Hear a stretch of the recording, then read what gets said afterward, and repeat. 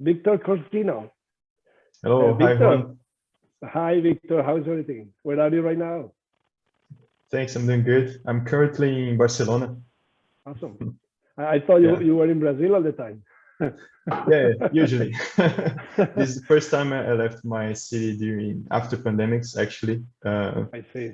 Yeah, so I've been here for 1 week, going to stay until the end of the month. Yeah, Ah, spectacular. Great, great, great. So yes, well, could you tell us a little bit who is Victor Corcino? yeah, sure. So I'm Brazilian. I am an engineer, chemical engineer. I graduated 5 years ago, and I had been working with the oil and gas industry since then. But I was not completely satisfied with my previous job, so I decided to find something else to work with. I was thinking about studying something related to renewable energies, but then I found out about blockchain and Cardano at the end of last year, 2020, and that was when I found out about Catalyst as well.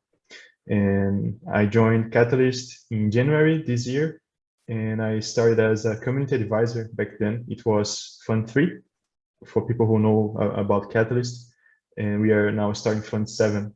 And yeah, so I started there as a community advisor, and then as a proposal mentor, then as a proposer, then I participated in the first Catalyst Circle as a community advisor's representative. And also I'm currently part of some initiatives like the Catalyst School, the Catalyst Swarm, the AIM group. Um, and yeah, so I got more and more involved with it. And as it is an open space, and as this is actually a funding mechanism as well to blockchain related projects, I was able to submit my own projects there. And I got funded for some of them. And I decided to take the leap of faith last month as I left my previous day job to be full-time Cardano and Catalyst. Yeah, Congratulations. yeah, thanks. And this is what I've been doing since then, and what I plan to do for at least the meter right now. And what's funny is that I met all these people that are working with me, as you are, online only. We don't know each other personally.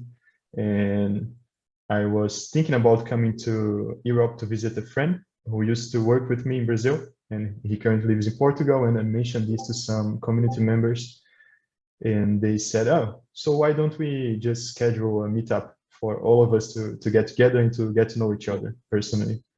And the initial plan was for them to come to Barcelona as well.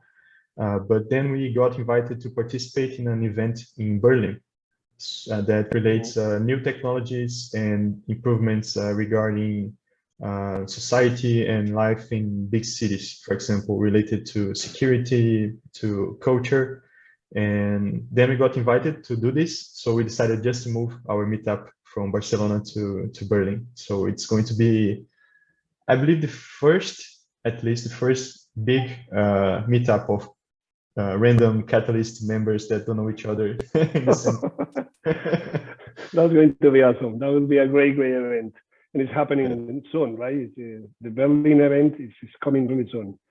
Yes, Great. it's at the last weekend of November, and this is going to be an online event. I think it's going to be streamed on YouTube. So Wow. Yeah. yeah, Awesome. Yes. So now all of a sudden you'll be mixed with a lot of people that speak different languages that you even know, that you don't even know. And we are going to talk about the same topic. So tell us, how do you see on that topic Cardano and the idea of growing in Latin America and bringing all the tooling that is being developed in Africa, what is being underdeveloped right now to Latin America? How do you see that impacting Brazil? yeah. I think it's going to have a very similar impact as it's going to have in Africa, because we always thought that we always knew actually that the challenges that Africa is currently facing, most of them we are also facing here in South America. I can speak from in regards to Brazil, that we also have to bring the financial services to a lot of people in there. Actually, I think the slogan of Cardano is actually banking the unbanked, right? And it makes total sense to start with this in Africa, but here in South America, or there in South America, there is a lot of people that still needs access to the financial services, to like micro lending, and blockchain is just the obvious way to do this, to include these people in provide them these financial services today. And it was, for me at least, the natural next step after creating all these initiatives in Africa. And it's also in the roadmap of Charles Hoskinson, the CEO of RHK, to get closer to South America and to Latin America as a whole, to bring these the same ideas here, because most of the things that are being developed and applied there, they can also be just copy paste to South America. Some of them will have to be adjusted, and maybe some could be a little bit different to experiment with different things here. But I think that it's going to bring a lot of value here, related to trust, to digital identities, to the micro lending, to all the finance services that we are going to be able to provide. And also, I think this is it has a huge potential to bring more trust of the government to the people as well. If we can incorporate some of the blockchain aspects in, for example, voting systems or national voting systems, and it can make a huge difference here. Hey, speaking of that, how do you see regulation coming to Brazil in terms of adoption for cryptocurrencies? Now, I know there have been projects already working on communities. Moeda is one of them. I hope I'm saying the right way, calling it the right way. But they've been very keen into cooperative movements and trying to have social investment to help people to bank the unbanked, which is basically the vision. So how do you see that happening, the regulation part throughout the years, since 2015, 2017, when Moeda started, and how do you see that? Yeah, I think for cryptocurrencies to be completely regulated here in Brazil, it's going to take a while still, because they are already seen as digital assets. For example, we can pay taxes for them, but it's not that clear, because, for example, we can declare that we bought some cryptocurrencies, and if they increase their value, we can just declare it and pay taxes. But it's not completely clear about for example, gains with trading, gains with even catalyst rewards. This is not completely defined just yet. But there are already some big companies here in Brazil that are using blockchain technologies, also Cardano, and they have challenges. For example, there is I received a message actually a couple of days ago that was a research institute that they've created this challenge in partnership with 3 big companies that they were looking for a solution for some of their problems using blockchain, and they had a prize of I think $20,000 for each of these challenges. So this is something that is getting bigger and bigger here, and eventually these regulations will have to come up, but I think it's going to take at least a couple of years now. I think so, but you know, one of the things that is going to play a possible effect on the adoption is the current rate of inflation. You know, today I just heard that for the first time I heard on the news that inflation was a goal in the United States.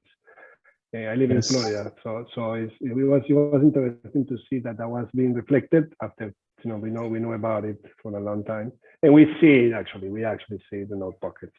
So that's a very good way to bring adoption to our countries.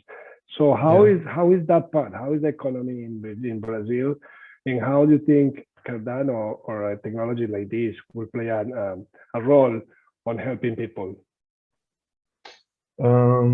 currently the economy is not doing so well in Brazil, where we've been facing a lot of inflation that we had not seen for some years, at least 1 decade, I would say.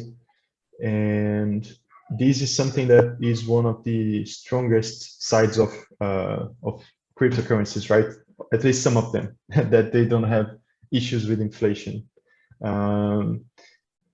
And a lot of people here in Brazil already think about them as not as cryptocurrencies, but as digital assets, which is basically what Bitcoin is today. And they see other cryptocurrencies, for example, ADA, as shares from a company. If they believe in the company, they just invest on them. And I think that the most important thing here would be to create this higher trust in the interactions between different people, either in person, personally, or people in company, but mainly people and government, because we have this history here that we don't really trust our politicians, and things are not transparent, are not clear. And when we think about blockchain, it's basically the opposite, right? It's a distributed ledger or database that anyone can see, anyone can read, can check the facts there.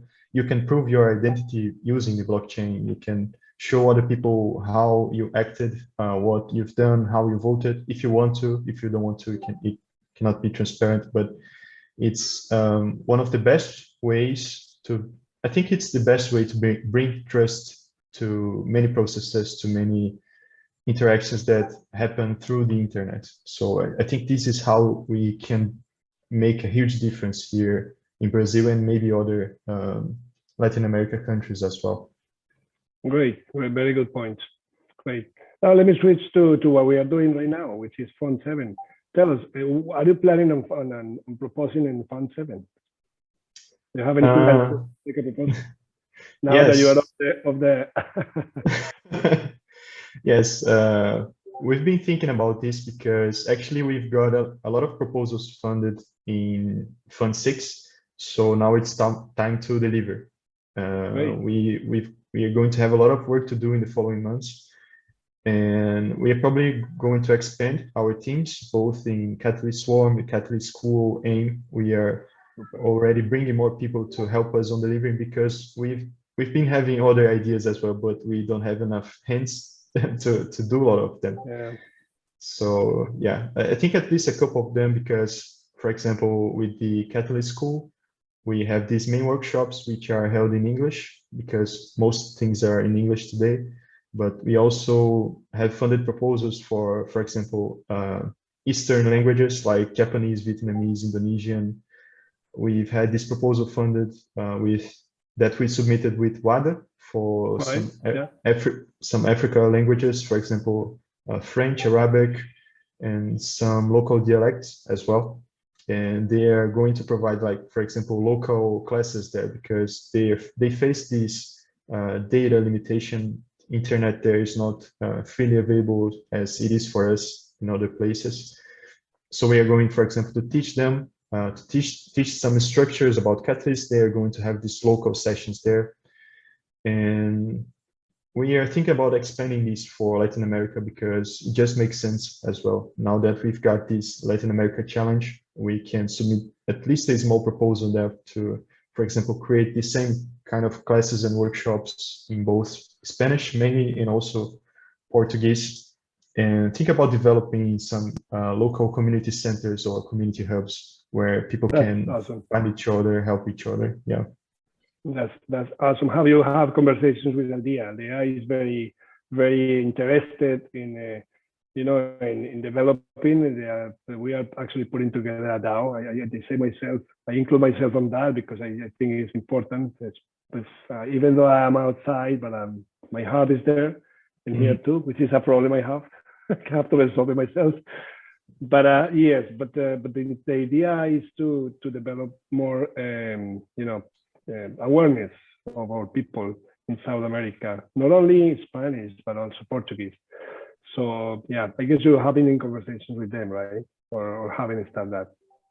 Yeah, we've talked a few months ago because they started focusing on the Spanish-speaking community, which makes a lot of sense since most countries here speak Spanish, but they had plans to expand to Brazil as well, because I mean, we are, I think, almost half of the population of South America at least, and the we need to land. be, yeah, we are neighbors, we are brothers here. We need to be united. We need to work together. And yeah, I was talking to them because I could make some connections and get some people in touch with them to help. For example, they were thinking about starting this Portuguese wiki page inside the Aldeia website, and also expanding other activities like training developers and bringing people from outside the ecosystem to both the blockchain ecosystem and also Cardano ecosystem itself. Awesome, very nice. Yes, so just to wrap up, I don't want to make this very long for everybody, and I know you have things to do, and also it's always good to have something sweet and short. We'd like to know about you a little bit, about what do you read, how you spend your time, and the most important question for me is, how do you see yourself 30 years from now? But let's start with the first. Let's start with the first one. What do you read and what are your hobbies? Okay, so I need to say that I used to read a lot more before I got involved with all these projects, because now I barely have time to to do my exercises. But when I started reading about blockchain and all these things, actually I started watching a lot of videos online on YouTube, because it's a new way to learn things while you are doing something else. For example, cleaning your house, or doing or even running by the beach or at the gym. It's a very effective way to learn, I would say. But I also, as an engineer, and I like to know the technical side of things. So, for example, usually I go to the library by IOHK and download some technical papers, and I try to read them. Even though I don't understand them completely, I can make a list of, like a glossary, a list of interesting words or concepts that I think I should know. And when I see them repeated a lot of times, I just look for them and try to understand. Binance itself has a very good educational platform. Library, yeah. Yes, and there are some other YouTube channels as well that I watch. There's one, I think it's called Finematics. It's really good. They explain very well the concepts of decentralized finance, for example, and they reference some papers.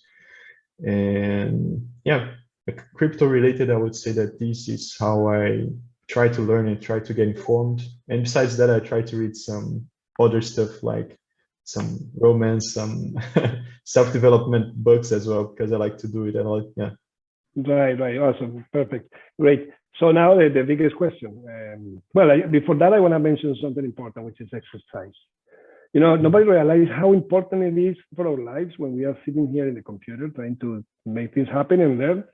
But the reality is that we can take all this information in this age, the age that we are living, with us on the phone, and do a lot. So, I mean, most of the time when I'm reading, I'm actually reading, because I now got to the age of start to walk instead of running, because the doctor told me. No, but in reality, when I run, I always have, or exercise, I always have, a book, audio book or something. But walking is the best way to consume information, take notes and all that. So just to make a little parenthesis on that.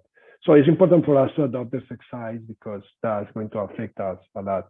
As we are transitioning our hobbies to technology, because that's what's happening to me, actually. And I heard that it's happening to you as well. So now the other question is, from 30 years from now, how do you see yourself? I don't know how old are you, and don't tell us, but just think about the future. How do you see yourself when you get to that age that you will be like thinking, I have to make some changes? Yeah. So this is a hard question for me to answer, because I don't usually make such long-term plans. what I try to do is to understand what I like to do and how I can be happy every day working with something, because I think the process is much more important than the result itself. Right. So that's one of the reasons that I left my previous day job, because there my life was really good. I had a financial stability. I was doing something that I was good at, and I could see me working there for 30 years and retiring, but I was not completely satisfied and happy with what I was doing. I realized that I like to work closer to the edge of human knowledge, and that's where blockchain is. And I like to see the big picture of things, and I like to see that the world is evolving, that these things are moving forward, and we are working to make the life of people, people's lives better in the future, and not just staying the same way as they are today. So in 30 years from now, I would like to be in a similar position as I am today. I expect that by then blockchain is going to be the standard for many things in the world. So some aspects of blockchain might be on the edge of knowledge as well still. They might be developing some new things, but as I think it's going to be like internet. Everybody uses internet, it's standard, and there's some innovation going on, but I believe that some other technology is going to show up by then. I don't know, maybe I'll come back to work with engineering if I miss it in the future. Yeah, but yeah, that's it. No, excellent answer. By the way, just plant the seed of that question and keep that in you, and ask yourself that question all the time. I'm telling you that from my 58 back, when I think back. If I would ask a question 30 years ago, I will accept the offer of becoming an engineer with a computer engineer. So just thinking of things. So anyway, Victor, thank you so much for your time. We really enjoy this conversation, and